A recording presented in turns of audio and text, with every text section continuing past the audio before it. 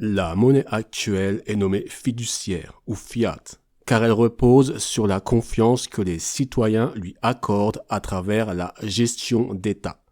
Même si la monnaie est un sujet abondamment débattu dans le monde moderne, peu connaissent le fait qui est à l'origine réelle de sa valeur. Cette vidéo traite de la véritable nature de la monnaie fiduciaire.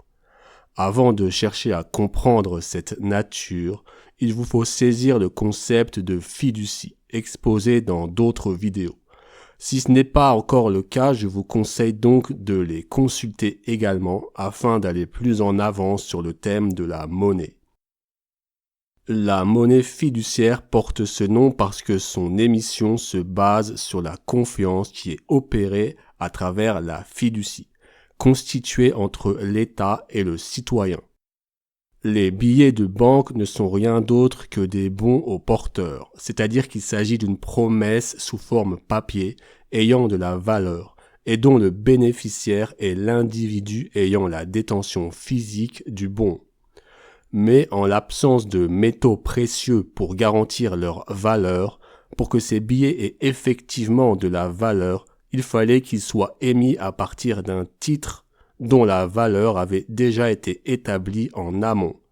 Cette valeur existe par la fiducie qui permet à l'État de détenir légalement le domaine personnel de vie des citoyens à travers une pseudo-relation de confiance réalisée par effet de droit. En 1971, au moment où le dollar n'était plus du tout adossé à l'or, l'on a officiellement parlé de monnaie fiat, en référence à la fiducie, bien que le concept de monnaie fiduciaire existait déjà depuis longtemps. La version grand public et éditée de cette politique fut que désormais la valeur de la monnaie se reposait sur la confiance accordée aux seuls États. C'est ce que sous-entendait le fameux discours du président Nixon le 15 août 1971. Sauf qu'une chose aussi simple ne peut pas exister dans la réalité. La confiance doit se baser sur un fait et au travers d'un acte juridique. Et cela est la partie dont les autorités en haut lieu ne vous ont pas parlé. Ce fait juridique n'est rien d'autre que cette fiducie établie entre l'État et le citoyen. C'est donc bien cette fiducie qui donne son épithète de fiduciaire à la monnaie actuelle. Ainsi, l'émission de monnaie par les banques au sein d'un système de dette-monnaie fait partie de ce que l'État-nation moderne issu du système fiduciaire considère comme étant établi pour notre bénéfice.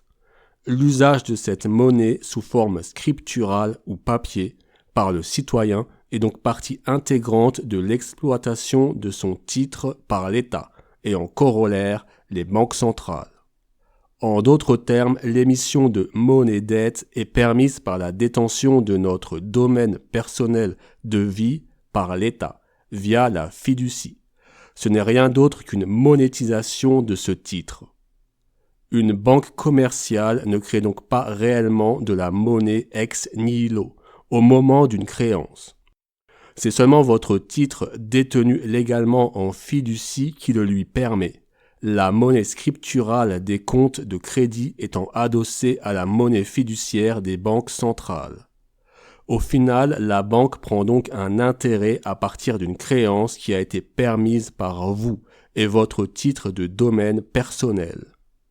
L'émission de monnaie est intégrée comme un service rendu aux citoyens par l'État et les banques. C'est la raison pour laquelle vous ne pouvez faire usage de la monnaie fiduciaire sans soit payer des intérêts à la banque, soit verser des taxes à l'État. Il est impossible de faire usage de la monnaie fiduciaire sans passer par l'intérêt ou la taxation. Elle ne constitue donc pas une monnaie libre, distribuée au sein d'un marché libre, contrairement à ce que l'idéologie néolibérale cherche à suggérer aux citoyens. Le système bancaire est le grand gagnant de ce système, qui est une forme de quasi-esclavage raffiné, reposant sur la monétisation des titres fiduciaires détenue légalement par l'État.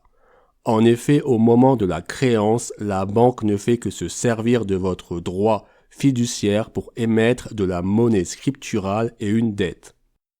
Cette dette est remboursée par de la monnaie, cette fois-ci issue de votre force de travail et de votre énergie personnelle. À cela s'ajoutent les intérêts.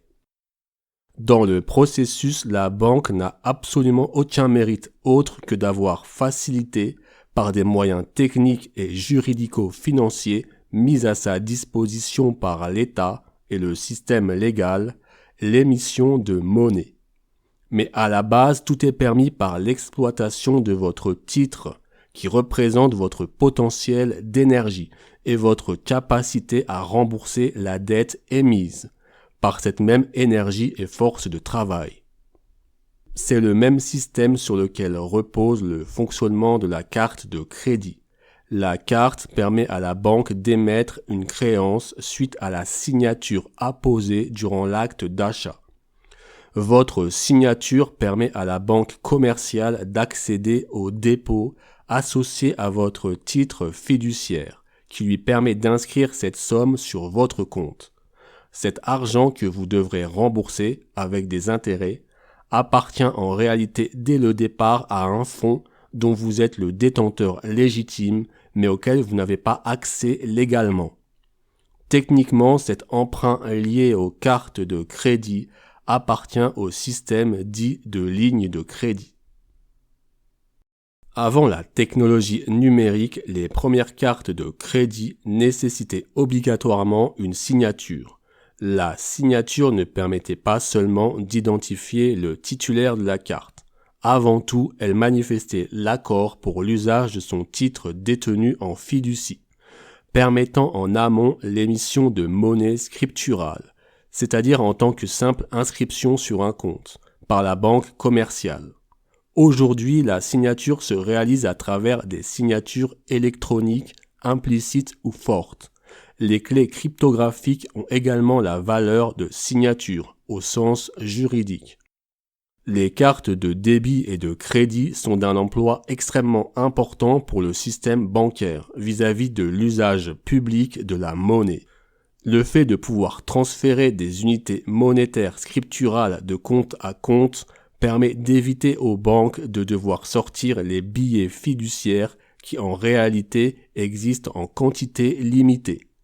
Les paiements par carte de débit maintiennent ainsi cette illusion auprès du public que pour chaque unité monétaire sous forme comptable et inscrite, existerait un équivalent sous forme papier.